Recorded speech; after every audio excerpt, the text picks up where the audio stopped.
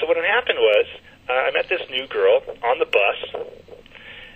She was getting off the bus. I kind of started a bit of a conversation with her, and then luckily enough, a couple of days later, I bumped into her again at like a fitness center. And she was with her friend walking in, and I continued the conversation with her. And I remember thinking to myself, the most important lesson I had learned from the past was don't think that just because she's beautiful that she's somehow a better person. I know that might sound really obvious, but I think what happens is guys forget it when it happens to them. And the reason why is we want to believe what we're feeling emotionally. So we feel she's beautiful, and we just can't help but think, therefore, she's probably a good person. You know, like it's I'm not trying to say that they're bad people, but this feeling that she's so beautiful, so we start to put, the halo effect, where we think that good-looking people are better people and smarter and nicer, but it's just not true. And at least I had learned a little bit about that. So when I talked to her, I didn't come across in my tonality as if like, oh, can you be, mother me, nurture me, be romantic towards me. I didn't give off any of those kinds of vibes. I was more like being the boss. But, it's a very simple way of putting it, but if I had to put it down in a few words. So my tonality was kind of like, yeah, so I'm downstairs working out and just got to get going soon. So what's going on over here? Because she was hosting some party for some of her friends, some kind of youth community group there. And then she started asking me about what I was doing there, and I just remember being very, very cavalier about everything. You know what I mean? Mm-hmm. A lot more not jumping on it. So anyway, to kind of give you an idea of how things sped up, I met her for the first time as an official date the next day, and I told her to meet me, not for a dinner, not for a lunch, not for nothing. I told her just meet me at some mall. Just meet me there. It's like, I wasn't giving her anything. I just figured, and it just seemed natural to me. And so, and she picked me up. I mean, she met me there. She drove me home. I didn't have no fancy car. Nothing. No homework favors, no nothing. And I remember getting home thinking, that was pretty good. Like, not thinking much about it. And then my mom asked me, so how did it go? I said, going pretty good. And my mom goes to me, and believe me, I love my mom. But I'll just show you the bad advice we get from our moms. Mom goes, so did you buy her something? Mm-hmm. Like, I go, what? She goes, to buy her a coffee or something, a drink. And I'm like, oh, man, no, I didn't. Oh, man, did I screw this up? So that very night, I called her up saying, I just realized something. I should have bought you a coffee. I should have bought you a drink. I should have done this. I should have done that. And, I started screwing things up earlier on. And I remember even telling her things like, I want you to test me. I want to prove to you I'm not like other guys. And starting this whole dynamic again. And what do you know? Within 3 or 4 weeks, she starts acting like a different girl. Instead of being the girl who was trying to prove herself to me. And by the way, one of the things she tried to do to prove herself to me, and I remember this, she found out that I liked John Grisham novels. At the time, anyway.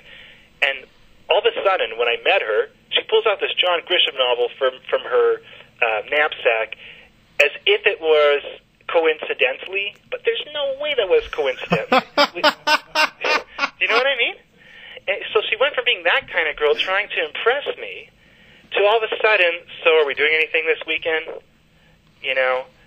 To when I would hang out with her and her friends to kind of not giving me much attention, to being more busy. And I just felt terrible. I felt like I thought I'd finally found this girl that I feel the chemistry for, that feels it for me, and I'm losing her. So I tried harder, and this was probably the biggest learning experience of my life, because I'd actually gotten a girl that I'd like now, and I was losing it. So I literally went through every single nice guy behavior that could exist, because I refused to believe that there was truth to the other side, which doesn't mean that you have to be a jerk at all, but I just couldn't believe that the answer would be to kind of cool off, for me to pull back more. I thought that kind of behavior is playing a game. That kind of behavior is what jerks do. And I want to show her I'm not a jerk. So I'm not going to pull away. I'm going to give her more love. I'm going to show her that I really like her, and she'll see the error of her ways. Didn't work. This was, like, to give you a specific example of something that really got me upset. She was really busy because she was a very studious girl. Like a lot of attractive girls, whether they're studious or whether they're very busy improving their life in other ways, she was taking care of herself, taking care of her life, moving up in her place in the world. And that meant we didn't have a lot of time together during the week. But she would tell me, you know what, in the summer, we'll have a lot of time, we'll make it all up. And I thought, you know what, I tried, you try to rationalize things when you don't want to believe the truth. So I thought, maybe she's a studious girl, responsible, maybe she's not one of these, ditses, party girls. So in the summer, we'll make it up. Well, what do you know what happens? 2 days into the summer, she calls me, no, I'm taking 3 summer courses, and I got to get a summer job because, I need the money. And I thought, And by the way, she didn't really need the money. So I thought, well, but I don't get it. I thought we were going to spend. I know. What can I do? I don't want to be in university an extra 5 years. Again, it would just be an extra 1 year. But she wanted to save every single second to move higher up into the world, to take care of herself, which is a common theme when people get corrupted and spoiled.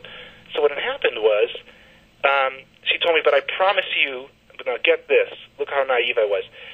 Next summer, I swear to you, I won't have to take any courses. I won't have to do this.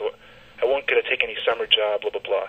Anyway, fast forward to the next year, and she said,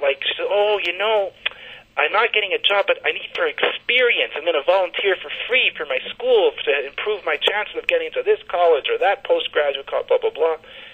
Anyway, all this time, I was doing every single thing I read in books. Women are from Mars, men are from Mars, women are from Venus. Communication books, Barbara DeAngelis, and every single thing about trying to be the best guy I could. After 4 years, when this cycle repeated itself, finally, it was a straw that broke the camel's back, and I was convinced that even if this girl really can't help it, even if really she is a good girl and she's just messed up, I deserve to have a girl who wants to spend time with me. And because I still refused to play games, what I did was I said, I don't hate you, but this is over. And because I don't believe in false threats and playing games, I really mean it. Because I never played a game once in my entire life with her. What do you know? I swear to the living Lord, the next, not the next day actually, but 2 or 3 days later, because probably she didn't believe it was real. She probably figured there's no way this guy means it. He's gonna bend, right? He's gonna crumble. My phone starts ringing off the hook. My email starts getting flooded with messages. I really want to spend time with you, and also she bought me this book of this because she knew I liked James Cameron, and she bought me the story because she did all these things, these thoughtful things. She showed up at my house. In fact, she showed up wherever I went, 24/7. So she became your stalker. She became my stalker. And you know what? Some guys would say, hey, that's great, you got the power back. It wasn't great at all. Because what it had done was, the only thing that kept me feeling somewhat okay, in dignity-wise, was I figured she couldn't help it. All this time, she really was the kind of girl that didn't need that type of connection, didn't need that type of guy, didn't need that kind of, relationship. But now that I saw she was able to spend all the time in the world, she was able to be super nice, able to do every single last thing that I'd ever wanted, I realized it wasn't because she couldn't do it. It wasn't because she didn't know where to buy a Hallmark card, which is something she actually told me. She wasn't sure where to buy a card. Because I once told her, why don't you ever do something, some sign, that you give a damn. She said, well, I don't get it. Where do you buy those cards? Oh, jeez.